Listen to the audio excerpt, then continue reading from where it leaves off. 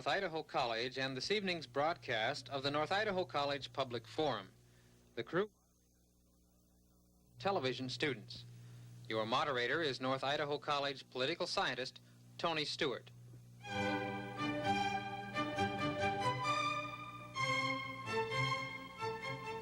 Good evening.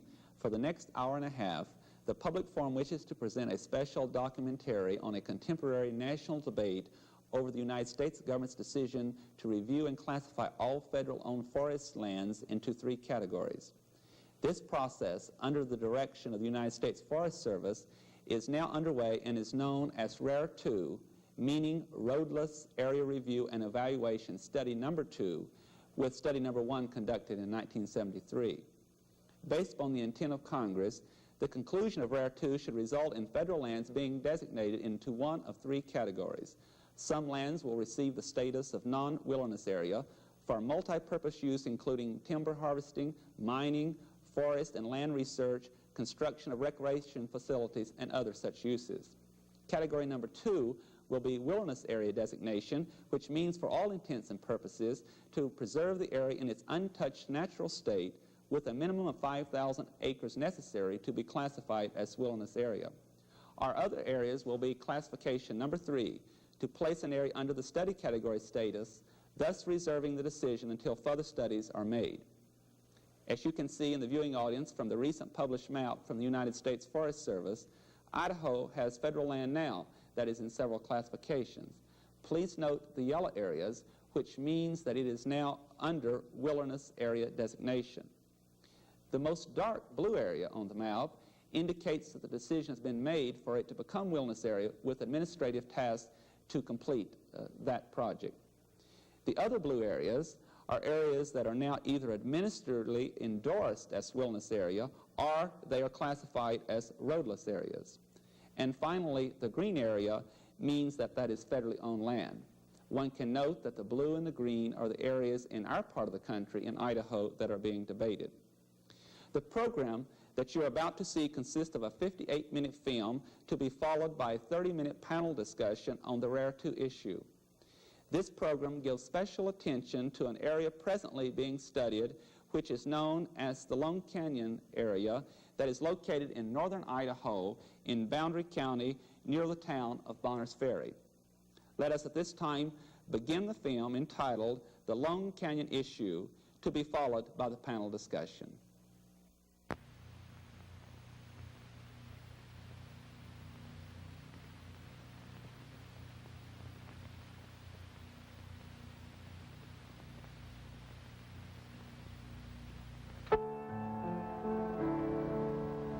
In the state of Idaho,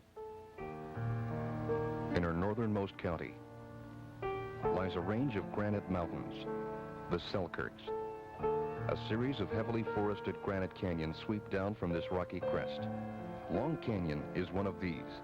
This canyon is 19 miles in length and encompasses over 20,000 acres.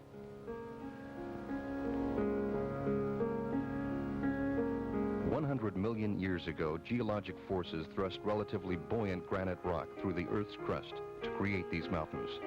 Millennia of wind, rain, and melting snow bared the rock. Alternate freezing and thawing cracked it along fault lines, exposing the huge granite faces on some of the peaks, like Smith Peak, on a ridge that defines the Long Canyon drainage. Snow and ice hold these mountains for 7 to 9 months a year. But as recently as 30,000 years ago, ice covered all of North Idaho in a sheet a mile thick. Only the tops of the highest mountains were free from this continental glacial sheet. This ice sheet receded, but alpine glaciers held dominion in the long valleys until 10,000 years ago. These rivers of ice, the most recent visitors in a series of alpine glaciers, widened the valleys and made them more U-shaped. Cirque lakes now repose in the basins scoured by glaciers. The tremendous weight and movement of the glaciers ground rock into fine particles and deposited those new soil particles on the valley floors. As the alpine glaciers receded, life advanced. Following the mosses and lichens, seeds of grass, rushes, and other hardy plants blew into the valleys. Their death and decay enriched the developing soil with organic matter. Then came the brushes. when nature had prepared the ground sufficiently, came the succession of trees: white pine, Douglas fir, and tamarack. These transitional species yielded, where conditions were right, to the climax forests of cedar and hemlock, as in the Long Canyon Creek bottom. In this ecosystem, trees weakened by disease or age became the homes of arboreal forest creatures. When they fell, they rotted and further enriched the soil, some becoming nurse logs or growing beds for young trees. When forest fires burned sections of the canyon, the succession began again. So it has been in Long Canyon. The United States Forest Service administers the 20,000 acres in Long Canyon, as well as 187 million acres of mountains and forest nationally, an area nearly twice as large as the state of California. 18% of the commercial timber land in the United States belongs to the National Forest System. Over half of this country's softwood saw timber, that wood used to make lumber, is presently harvested on national forest lands.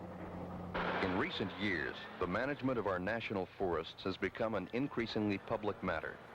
The United States Congress, through the Multiple Use Sustained Yield Act of 1960, the Resource Planning Act of 1974, and the National Forest Management Act of 1976, has established specific policies to guide the Forest Service in its land management decisions, with special emphasis on land use planning and the public's involvement in such planning. About 1/3 of our national forest is still roadless and undeveloped. Decisions about the future of these lands are yet to be made. Long Canyon is one such area. I think the major options or alternatives for the public in the Long Canyon area would be, first, whether or not the area would have any roads in it, or whether it would remain roadless. There are several roadless options, ranging from local designation and control to United States congressional classification as legislated wilderness. Throughout the West, serious controversies exist on whether to road these areas and utilize their tangible resources, or whether to leave them alone. The Forest Service was born in controversy and has been in controversy ever since. It's very difficult for an agency to manage as much land as the Forest Service must manage without alienating some part of its constituents. And of course, increasingly in recent years, those constituents have included persons who are not commercially profiting from the management of those lands, but persons who enjoy them or think they have particular values that should be protected. Well, starting in the late 50s and moving into the 60s, and particularly perhaps in the recent 10 years, you've had the Forest Service regarded by many people as in the pocket of the industry. I'm under the impression that the Forest Service was somewhat constrained in the previous administration by a leadership in Washington that asked the Forest Service to concentrate on timber management and commodity production. I believe we have a more balanced program in this administration that supports wilderness very explicitly. I don't think you found that in the last administration. The Forest Service, employing over 20,000 full-time personnel and approximately 10,000 part-time workers, is a sub-agency of the Department of Agriculture. As such, it is accountable to the Assistant Secretary of Agriculture for Conservation, Research, and Education. Rupert Cutler is President Carter's appointee to that office. I'm looking forward, for one thing, to getting the wilderness responsibility of the National Forest System behind us to the extent that we've gotten the appropriate qualifying areas in the National Forest System dedicated also as wilderness. And that will enable us to take the balance of the National Forest System, by far the majority of that system, and show what we can do for other multiple uses, such as wildlife, fisheries, water production, timber, minerals, forage. The wilderness responsibility Rupert Cutler refers to is that prescribed in the Wilderness Act of 1964. You see, we've had for a long period of time categories such as primitive areas, which were set up by Forest Service regulation. They've been subject to change. The boundaries have been subject to change as the pressure came to put more logs into a mill from a particular area where the boundaries would be altered. The only method of really establishing any type of permanent protection for a wilderness, just as for a national park, is to do it legislatively. From 1971 to 1973, the Forest Service inventoried for wilderness suitability its roadless areas not already committed to or recommended for the wilderness system. This Forest Service Roadless Area Review and Evaluation, or RARE process, found 1,449 areas meeting the geographical size requirements for wilderness. The Forest Service chief recommended 274 areas, or about 1/5 of the total uncommitted Forest Service roadless acreage, for further wilderness study. Long Canyon, as well as the Rockies Selkirk Crest, were not included in the chief's original wilderness study recommendations. All such roadless areas are available for other uses, but before they can be allocated to such uses, they must again be studied for wilderness suitability. This is partially the result of a legal suit brought against the Forest Service by the Sierra Club, a non-profit organization of 175,000 members. Still, Forest Service land use plans for roadless areas are frequently contested in court by environmental groups. The Sierra Club has gone to court when we cannot get the public agencies to obey the public laws or to comply with the intent of Congress. We can't, through any other channel, seem to get any kind of satisfaction on a particular issue, whether it be air pollution or Environmental Protection Act, the Wilderness Act. And if the Forest Service or any other agency is flagrantly ignoring some aspects of the law, then there's only about one resort, and that's to go to court. In May of 1977, Assistant Secretary of Agriculture Rupert Cutler announced the implementation of a new roadless area review and evaluation, RARE 2. The RARE 1 became high-centered. We found that not only was the RARE 1 inventory incomplete, but that it got bogged down in the unit planning, in the environmental assessment, and in the administrative appeals and litigation that seemed to follow. Years were passing, and no one was satisfied with the result. Neither industry that found itself without raw material available, nor environmentalists who found themselves without areas being added to the wilderness system. So I was very anxious to try to eliminate both of those bottlenecks to the extent we can. East of the Selkirk Mountains, in the fertile Kootenai Valley, is Bonners Ferry. With a population of 3,600, Bonners Ferry is the seat of Boundary County. About 20 miles northwest of here lies Long Canyon. In 1971, the population of Boundary County was under 6,400. Today, it is 8,400. And the Department of Water Resources projects that this present population will double by 1985. Nearly 60% of the land in this county is federally owned. Our position is that out there in the National Forest, there are soil resources that have a capability of a 70 to 80 year renewable gauge. We can expect to harvest a crop of trees now, and 70 to 80 years from now, go back and harvest another crop. And we could probably improve that cycle and time if we were to apply some more advanced technology. But I think the problem is we have the conservationists or the preservationists feeling that the lumber industry is out to denude the national forest, and really what we're after is a systematic harvesting of a crop out there, not unlike we'd harvest a wheat crop, the time element being the primary difference between the crops. Ben Studer is Boundary County's agricultural extension agent and chairman of the Chamber of Commerce's recently formed Environmental Balance Committee, a committee organized, as reported in the town newspaper, to counteract the work of environmentalists. The Bonners Ferry Chamber of Commerce is opposed to the creation of any legislated wilderness in Boundary County. I feel that, as chairman of the Environmental Balance Committee, that there's a tremendous communications gap between the multiple users and the preservationists, if those are applicable terms. I think we need to sit down and, as one chamber member put it, to have dialogue. Some aversion on the part of some chamber members to call it making concessions, but I think each of us have a voice in the destiny of, each group has a voice in the destiny of the resources that we're talking about, the timber resources out here the forest lands, the national forest lands.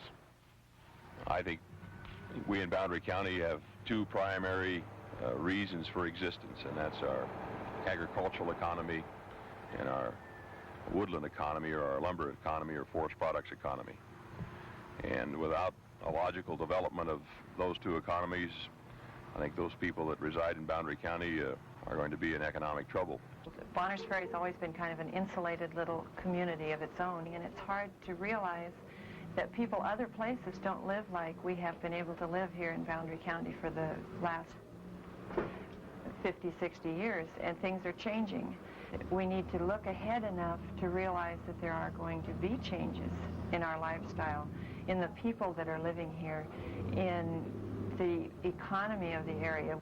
Ellen Dettell is a native of Boundary County and a shop owner in downtown Bonners Ferry. I would like to see logging maintained as one of our major sources of revenue in the county, but I would like to see it maintained under the conditions that will leave areas open for people as well as for machinery, for people to come in and walk our trails and to see our mountains. We have some of the most beautiful country in the West. Wilderness is important to me. I think that's one reason I can keep my equilibrium when people start pushing on me, is because I know that there are still places I can be where the people aren't going to bother me. However much I like people, I like a chance to get away from them. And I would lots rather save my $50 from the psychiatrist by going out and walking in the woods, and it does the same, leaves me with the same sense of well-being that I would have from some other sorts of release that are expensive and out of my pockets question. Like the Dettells, more and more Americans are using the national forests for packing trips. From 1968 to 1974, backcountry use in national forests doubled. And the Forest Service projects that in the next 4 decades, the yearly use of wilderness areas in its northern Rockies region will quadruple. Hey, you something on me! Help! Help! Since the white man entered this country, Boundary County has supported a logging industry. In the early part of this century, the Weyerhaeuser Company built, owned, and operated a very large mill just east of Bonners Ferry. In the 1920s, the easily accessible timber played out, and this mill closed its doors forever. There followed a period of small mills. In the late 1940s, the Forest Service began making sales in the more remote mountain areas of Boundary County, including the Selkirks, which made large volumes of timber available again. Subsequently, 2 large mills emerged. One was Bonners Ferry Lumber. Established in the early 1950s and owned by Pack River, one of the Northwest's largest lumber production companies, Bonners Ferry Lumber saws nearly 39 million board feet of lumber a year. When combined with a nearly equal volume of other wood products, this 39 million board feet represents enough lumber to build 3,900 single-family dwellings. Nearly a third of Bonners Ferry Lumber's annual volume comes from national forest sales, while 1/3 comes from private landowners and 1/3 from Pack River's own 51,000-acre holdings in Boundary County. Pack River lands consist mainly of alternate section railroad grant lands purchased in the 1940s. Over 99% of the lumber milled at this plant leaves the county going principally to the Midwest. The mill supports 123 full-time workers. Don Hazelbaker, a 27-year Pack River employee, is Bonners Ferry Lumber's resource manager. So I've long since lost the fear that there isn't enough timber to run, say, a certain level of sawmills in the area.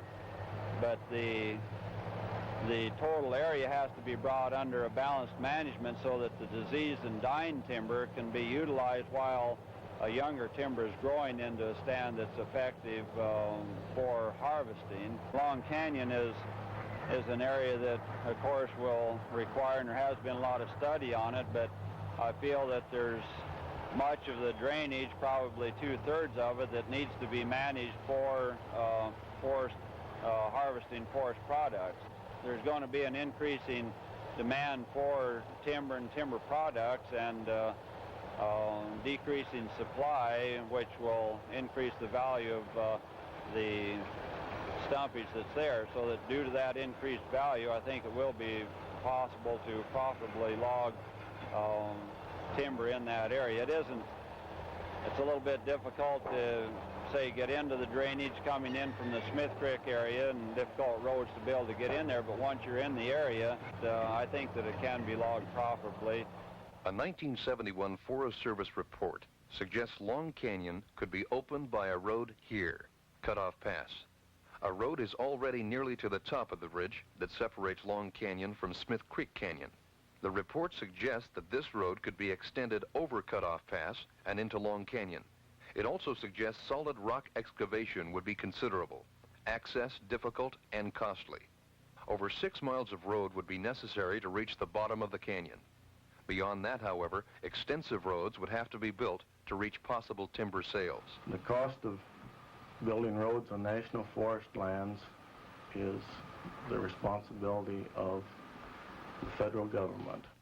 The two methods the federal government uses to pay for the roads on national forest land are direct congressional funding and a system of timber credits where essentially national forest timber is traded for road construction. The effect of using federal money to erode a roadless area is one of making it economically feasible to harvest some timber out of there that otherwise can't pay its own way. Many timber sales in a lot of these roadless areas are what the Forest Service refers to as deficit timber sales, meaning the value of the timber on the market is less than the cost of getting it out of there, putting the roads in and hauling it out. This means that if these areas are roaded and harvested at this time, you have in effect a federal subsidy for the local timber industry, and of course the people that work in the industry locally. God, I was just a little kid when I was in there. Dad packed me up Smith Creek one time in a pack sack, and that would have been in 1929, and that's the same way on Canyon Creek. Bob Krause, Billy LaFay, and Milo Halverson, like most longtime Boundary County residents, make their livings working in the woods and in agriculture. They are outdoorsmen, live near Long Canyon Creek, and know the Selkirks well. All these roads are in here now. Everybody's hunting up there. The mule deer and everything are way back. You don't see the mule deer. You don't see the mule deer in the bottom of the canyons all the way up like you used to when I was a kid. The mountain goats, what I noticed, mostly gone. You don't see no mountain goats. I myself, I'd be in favor of just leave it like it is instead of building a road up. God, they got a road up Smith Creek and Boundary Creek and Myrtle Creek, every down one of them. Until the 1940s, these roads outlined in red were the only major roads east of the Selkirk Divide. Today, a network of roads penetrates the Selkirks. Long Canyon and a smaller drainage to the south, Parker, are the only large Selkirk valleys still unroaded. It's a place now, I think, that should be left. It's a canyon. If anybody feel like hiking, I think it's a good place to go on up there, you know, just for a scenic hike. And anybody want to drive up the hills where they got roads all ours, they could drive. That west side right in there, the way it is now, is one of the largest truer watersheds in the whole area in the National Forest. Thousands of tiny tributaries feed Long Canyon Creek.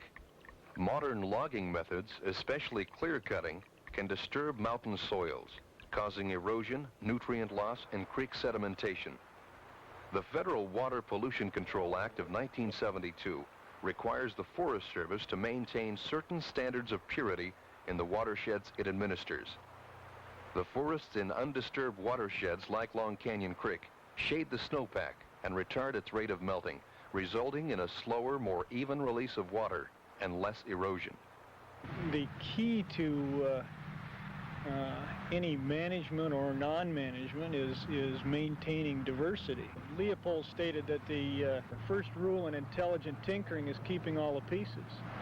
So it is of concern in certain areas that we maintain large enough portions of old-growth climax habitat just because of the value to the species that are associated with them.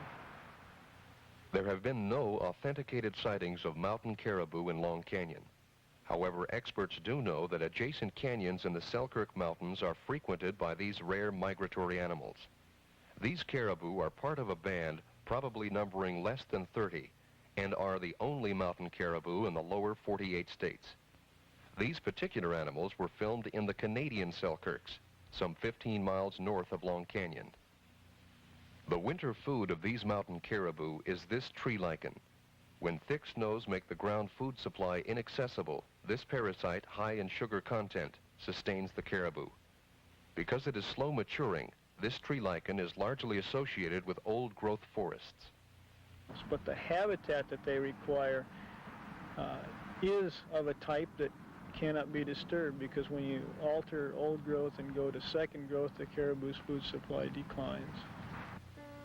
In 1971, this Selkirk Crest roadless area was set aside to be managed regionally in a near-natural condition, to provide primitive recreation and to protect high mountain scenery. This area, the granite spine of the Selkirk Mountains, contains over 37,000 acres, jointly administered by the state of Idaho and the United States Forest Service. The area is represented by the highest peaks in North Idaho, including Long Mountain, Parker Peak, and Pyramid Peak, all creating the ridge that separates Long Canyon from Parker Canyon. Over 24 mountain lakes grace the area.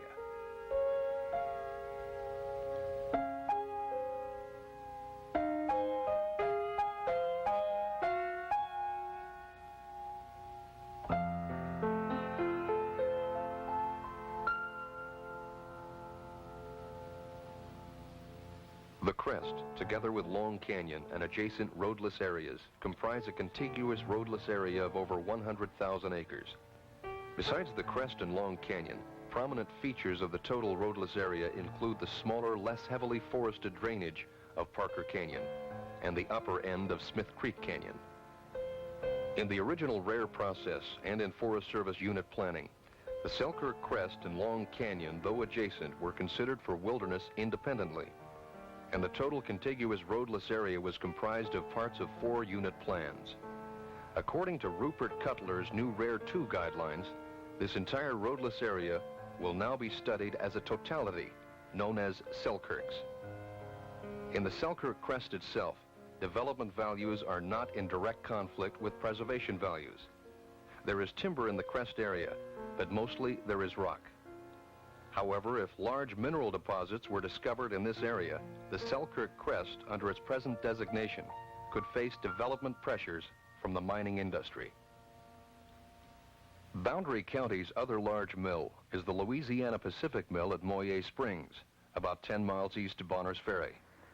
Georgia Pacific bought this mill in 1968, updated it, and more than doubled its capacity, chiefly through the construction of one of the Northwest's most modern stud mills, or structural lumber mills. When Georgia Pacific faced a federal antitrust suit in 1973, Louisiana Pacific became an autonomous organization. This is one of 8 Louisiana Pacific mills in northern Idaho and western Montana. Louisiana Pacific operates 80 mills nationwide. This mill produces about 60 million board feet of lumber annually on a 2-shift basis. It is about 95% dependent on Forest Service sales. Approximately 30 million board feet of this total comes from the Bonners Ferry Ranger District. Bruce Dougal, an area resident for 26 years, is the resource manager here. He's worked in timber all his life. His opinion on Long Canyon. But my personal feeling, and I'm just talking for me personally, I feel that if the timber is ripe and mature, it should be cut. Maybe not every area up there, but I think we'll say the way the Forest Service describes it, the easy on the land harvest could be accomplished or over probably 60 or 70% of the area and salvage the timber. And my reason for saying that is that I feel that if you don't salvage the older, dead, dying trees, you'll lose the remainder of the canyon as far as timber is concerned. And I don't feel the canyon would be much value without timber in there. I don't think it would be anything, only just a canyon with a bunch of dead trees in it. It wouldn't look very good to anybody. I don't think we, in my personal opinion, I don't think we should do one of our normal logging jobs in there, just go in and road it and say it's all it is commercial timberland. I think there does have some unique qualities there, and I think they could be preserved and still the logging be done, and I think there'd be a lot more value to the people that are going to live here to be able to have access to the area. It doesn't take 5,000 acres to get you to feel that you're away from civilization. You only need about 20 acres. By the time you get out in the middle of it, you can't see back. Well, that's enough. Bob Bosworth is the United States Forest Service forester who was responsible for the Long Canyon timber inventory in a 1971 study. With no logging systems constraints, I'd estimate that there was about 116 million feet of net volume from our surveys. Probably another 17 million feet of timber would be available in lands that we felt would need skyline or high lead type of logging equipment, which is somewhere in the neighborhood of 130 to 135 million feet of timber. The 135 million board feet of lumber Long Canyon represents, together with another 100 million board feet of wood products, would build 13,500 single-family dwellings. This plant, if somebody said, okay, you're running 2 shifts, why don't you run 1 shift and we'll give you $30 million a year. The plant couldn't live that way. It would have to be shut down because they couldn't make money. There's too many fixed costs, overhead costs, depreciation, and the values that would make it an unprofitable thing. So if we only could get $30 million for this plant, we'd probably have to shut it down and haul the $30 million to another plant to keep it going. The 135 million board feet in Long Canyon represents the amount of timber Boundary County's 2 large mills process in about a year and a half.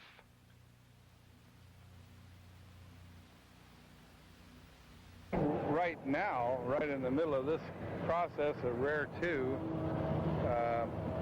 I think even the government has decided that they've got to make up their mind. Indecision is what's killing the whole thing. And when they make up their mind, I think lumbering will probably continue, maybe not to the degree that it is right now for a while, but I think if they start deciding to pick up the waste and the value comes up so they can, I think we'll continue along pretty near the same way. I don't think it'll change too much. We may have to put more people on the raw material side and maybe less people on the other side, because the harder job will be on the raw material end of it. Well, I'm talking about thinning or blowdowns or dying trees, or there'll have to be people covering the whole area with lesser equipment, but they'll do the job, you know. Down this trail, 1/4 mile from the nearest road, Mike Ayler lives in an underground house that he built himself. For the 10 years he has lived in Boundary County, he has been active in area politics. Yeah, sure, I'm a radical. You bet. I wouldn't have been maybe considered a radical 100 years ago. Certainly wouldn't have been considered a radical in the Indian cultures. But in society, yeah, I'm a radical, sure. I don't see anything to be ashamed about in that direction. Yeah, I would say it's not by any means a majority that agrees with me, but I would say a significant number of loggers and mill hands agree that we should have wilderness in this county. The guys you talk to around, the guys that are still talking to me, they agree. Sometimes it's just for scenic reasons. Other times it's because they want hunting and fishing lands. In a few cases it's for what you might say spiritual reasons. We can have wilderness areas and a high rate of employment too in the area simply by making full use of the woods that we are already logging now. And this means thinning those woods, it means replanting the woods. There are woods in this county that have been clear cut 15 years ago and haven't been replanted. And the soil is washing away, blowing away. 3/4 of the tree is wasted from the time it's cut down to the time it's loaded on the freight cars as lumber. And that 3/4 of the tree, if nothing else, that can be all digested into alcohol and be used to power all the machinery in the county and probably in several other counties besides. And this is the direction we should be working in rather than cutting down everything. What's wrong is it can all be boiled down, I believe, to simply the wrong attitude. Wrong attitude towards the environment, wrong attitudes towards the things in life that we can't feel or touch, the forces beyond us. Or somehow we feel that through technology we can overcome everything, including our own instincts. Perhaps what's wrong is simply the egotism of man in thinking that that we're above and beyond any participation in the natural order of things, and this is going to come down on us. As a matter of fact, the thing that will probably argue for wilderness more than any purple prose written by environmentalists is economics, and I think we'll find as we move into the second and third forests, as they're called, that intensive forestry on good sites for new strains of new genetic races of super trees will be the wave of the future. I don't believe that we've exercised the technology that's available at this point in time to really maximize timber production here on the resources in Boundary County. I think we need to take a look at genetic variation that's adaptable to our area and study our soil resources carefully and come up with a system to try to maximize the production efficiency of the resources locally. Taking an area like Long Canyon and trying to resolve the political differences that grow out of the controversy over the use of that area would be my thinking that a close technical analysis of the soil resources of the nation's national forests would be one of the best means of determining what areas should be multiple use and what areas should be preserved because of their fragile nature. We've wasted soil resources, both in agriculture and timber production. Everything was so immense that people fail to realize the limitations of a basic resource like the soils of this nation. I think it's important that we take a look at trying to expedite the technology to protect the soil resource, to be able to get it to produce human necessities as efficiently and as economically as possible. From an economic standpoint, scarcity dictates value. Because the Long Canyon Creek area is the last major unroaded drainage in the Selkirk Mountains, it has considerable value. There's a lot of timber, and there's a lot of timber in the Idaho Panhandle. Therefore, this particular 100 million board feet is not especially valuable any more than any other 100 million board feet of timber. The uniqueness of the unroaded area makes it more valuable and will make it increasingly more valuable in the future. North Idaho College in Coeur d'Alene is the institute of higher education closest to Bonners Ferry, 80 miles to the north. Mike Miller teaches economics here. His specialty area is the economics of natural resources. We've seen projections which indicate a lot of growth in Boundary County, and I see no way in which these growth projections can be related to the timber products industry. That's an industry which extracts resources, and extractive industries, unless you're going to further process timber in Boundary County, aren't going to grow there. The growth has to come from some other source, and it would seem to come from the other side of the resource base that we have. The mountain lakes, the timber, the ability to use those resources for recreation, for hunting and fishing and hiking. In terms of Long Canyon, there may be job loss if we don't harvest the timber. The jobs that will be lost will be in the wood products industry. But it's just as likely that if we don't harvest the timber in Long Canyon, we will gain some jobs. And the jobs will be people that come in non-timber industry occupations, retired military people, people with their own businesses, they're attracted by the resources that are there from a recreational standpoint. So to the local economy, there may be no job loss at all. There may be a job gain, and in the long run, that's the more likely prospect, to have job gains. With the forest products industry, there's something wrong with the idea that they ought to be able to use timber in a market economy and yet have an assured supply from the government. The timber industry talks about the loss of jobs to environmental constraints, not logging an area like Long Canyon Creek. But there are also going to be job loss in that industry as the mills modernize and automate. They don't talk about those jobs, but those jobs are going to be lost. They have to be lost. The industry has to remain competitive. The Louisiana Pacific Mill is modern, computerized, and efficient. Once a log gets here, there is little waste. A large percentage of the sawdust and chips are salvaged. Some additional byproducts are burned to power a steam generator which heats the drying kilns. 1,100 degrees Fahrenheit, 24 hours a day. At the older Pack River Mill, much of the waste is consumed in this teepee burner. However, this less efficient Pack River Mill provides more jobs per unit of lumber produced than does the Louisiana Pacific Mill. I'm concerned about the future. I'm concerned about preserving areas for future generations.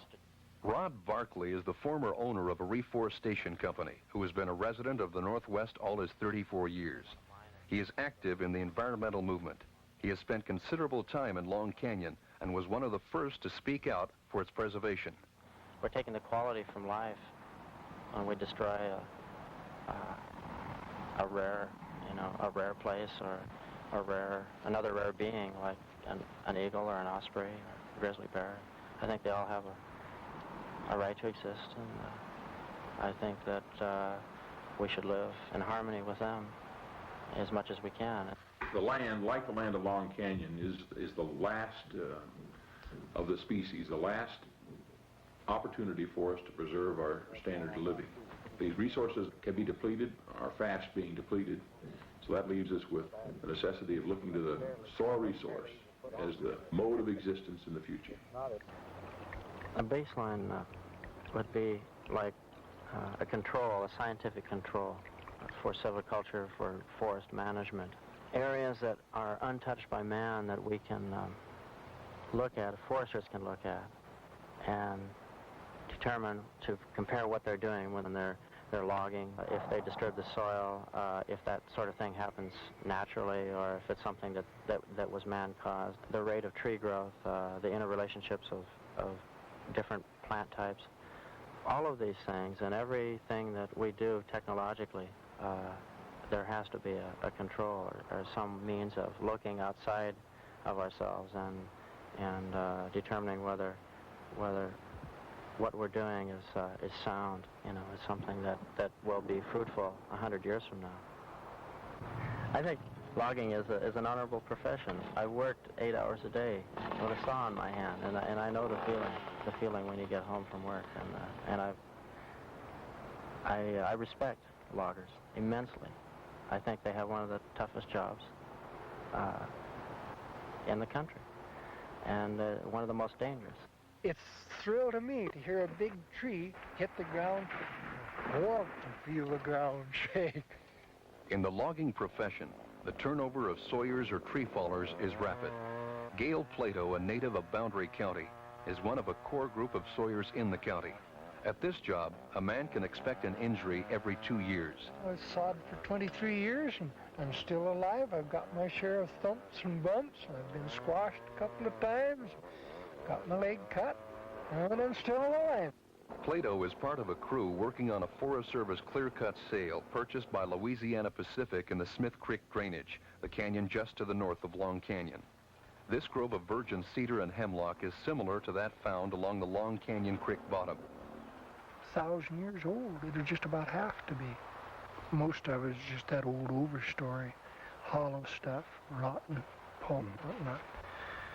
But all there is to it, I hate to see it, this old stuff cut. It does look terrible for a few years, but it's great. Get that old stuff off of there. It's mature, it's rotting, It's not going to increase in volume, you know.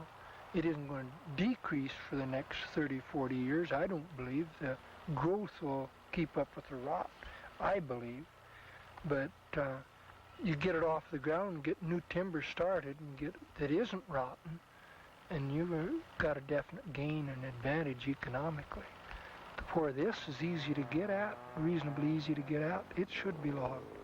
Let new growth go, because if this world does stick together, say for another 200 years, in 200 years this will be beautiful timber. But Long Canyon, I don't see what they're going to profit by putting a road in there. Where else will they go? The road will cost more than the timber's worth, and there's nothing else there. So leave it. Forget it.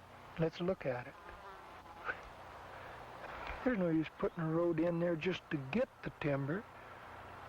Absolutely no use. Most of the people of this county couldn't care less about Long Canyon Creek.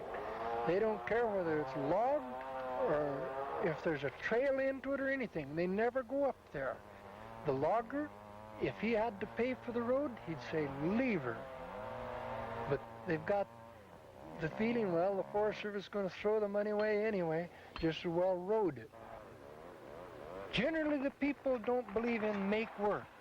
And that's all that will be, is make work. If I spend $2-3 million for a couple years' jobs, doesn't make sense. If they can ever log it economically and come out and have money left over for the logger, for the government, they should have some return on that investment, then maybe log it. But I don't see any harm while that's tucked back in and hard to get out. Leave her forever. After Gale Plato falls these cedar trees, he limbs them and bucks them, or saws them into log-sized lengths. The soundest pieces are skidded to a deck, where they are loaded onto logging trucks to be hauled to the mill. I make my living sawing logs. When they stop the sawing logs, I've got to find something else to do. But if it's going to happen this year, or next year, or 5 years from now, as long as I can see it coming, I'm going to prepare for it. And 2 more years isn't going to make that much difference to me. If that Long Canyon's going to provide 2 or 3 years of logging for LP, they're going to start preparing today to move that mill out of here. They're not foolish. I hope I'm not foolish enough to depend on Long Canyon for a job. I've seen lots of this virgin timber. Nice, primitive area, and it's fast growing. It's nice to see a tree rot once in a while if everything else is being utilized. There's cedar that we can cut and utilize. There's cedar we shouldn't touch. There's areas you should go log. There's areas you shouldn't even begin to think about logging. Mike and Greg Smith own and operate a cedar shake mill in Boundary County. They employ 18 full-time workers and have a weekly payroll of close to $4,000. The cedar shakes and shingles they produce here will almost all leave the county, eventually roofing thousands of homes in the Southwest. The waste in the National Forest?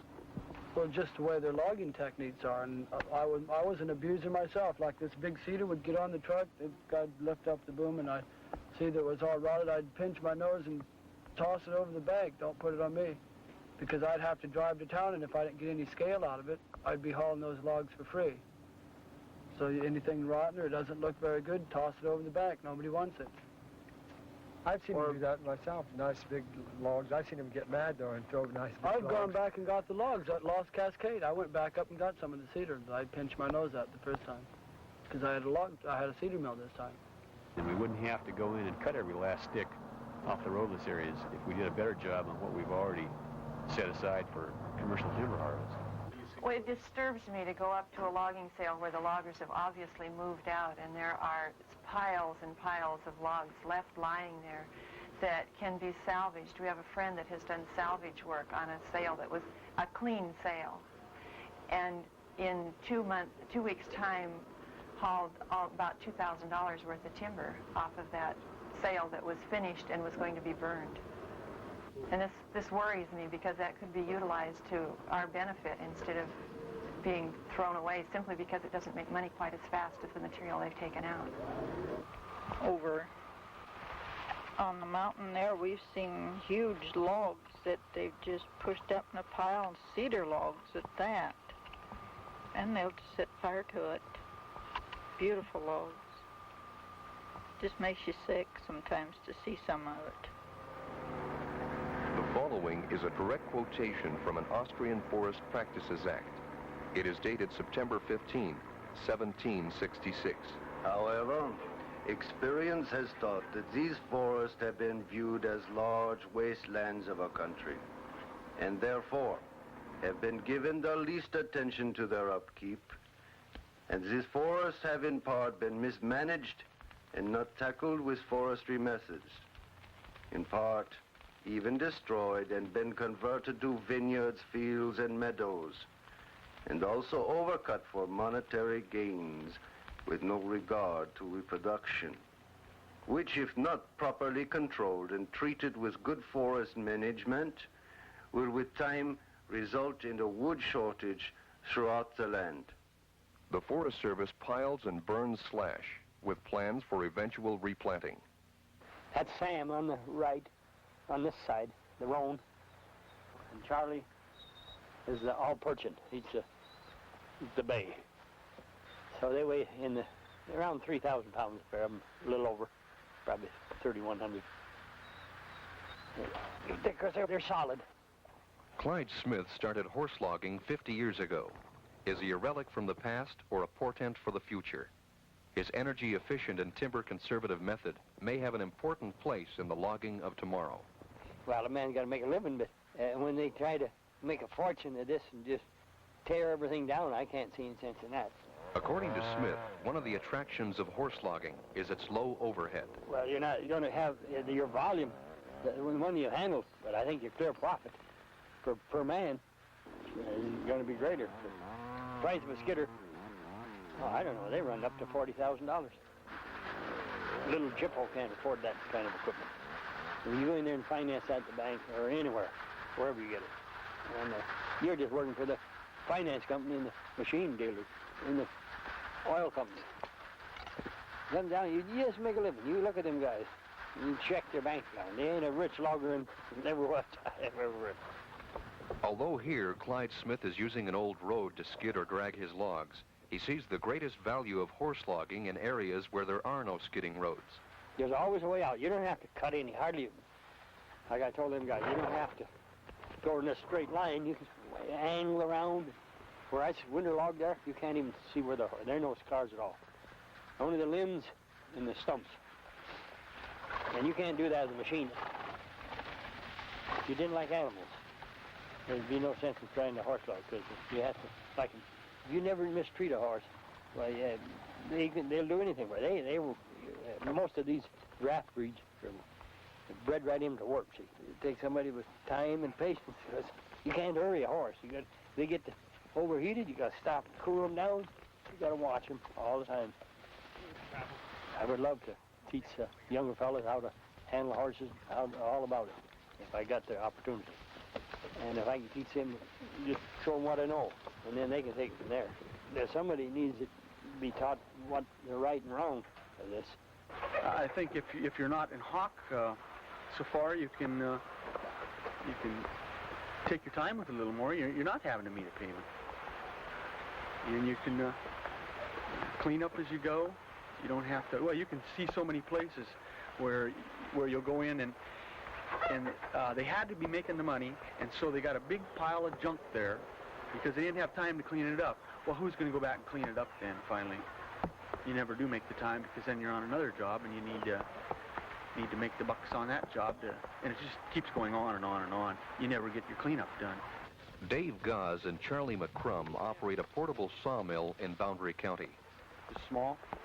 It takes us more time to work with it on some kinds of logs, but we're not having to use our time to pay interest. Now, like our mill will break down and you can pack it into the woods and you can saw right in the woods. You can actually take it back in past the roads. By taking the mill to the logs rather than taking the logs to the mill, Dave Goss is able to utilize more of the timber that would have been left as coal. You leave it out in the woods simply because it costs too much for you to load it up.